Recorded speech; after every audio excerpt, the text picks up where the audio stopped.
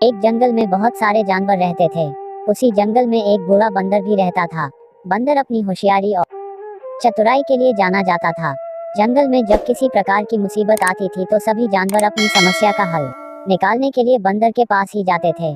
उसी जंगल में एक बिल में एक खरगोश भी रहता था।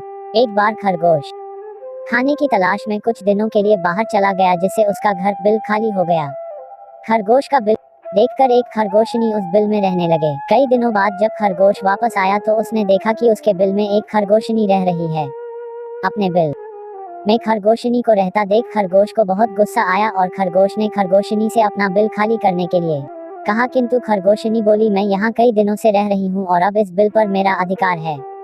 इस बिल को मैं किसी भी हालत में खाली नहीं करूंगी। खरगोशनी की बात सुनकर खरगोश बोला, तुम तो अभी कुछ दिनों से ही इस बिल में रह रही हो, मैं तो यहाँ कई वर्षों से रह रहा हूँ। मैं कुछ दिनों के लिए बाहर चला गया तो तुम मेरे बिल पर कब्जा करना चाहती हो, मैं ऐसा नहीं होने दूंगा।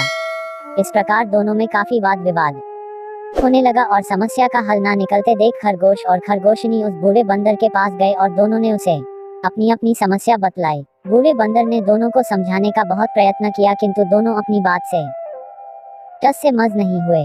दोनों ही बिल छोड़ने के लिए तैयार नहीं थे। दोनों की बात सुनकर बूढ़े बंदर ने कहा, मैं बहुत देर से तुम्हारी बातें सुन रहा हूँ और मुझे लग रहा है कि तुम दोनों में से कोई भी इस बिल को खाली नहीं करेगा। अब तुम दोनों बड़े हो गए हो और तुम्हारी शादी की उम्र भी हो गई है। मेरे विचार से तुम दोनों के स्वभाव भी आपस में मिलते हैं, इसलिए तुम दोनों को आपस में शादी कर लेना चाहिए। इससे तुम दोनों को बिल भी खाली नहीं करना पड़ेगा और दोनों को इस बिल से अपना दावा भी नहीं छोड़ना पड़ेगा। उद्धरण चिन्ह। खरगोश और खरगोशनी दोनों को बंदर की बात बहुत पसंद आई और उन दोनों ने आपस में शादी कर ली। दोनों की शादी में जंगल के सभी जानवर आए और इस प्रकार खरगोश और खरगोशनी एक साथ सुखपूर्वक उसी बिल में रहने लगे।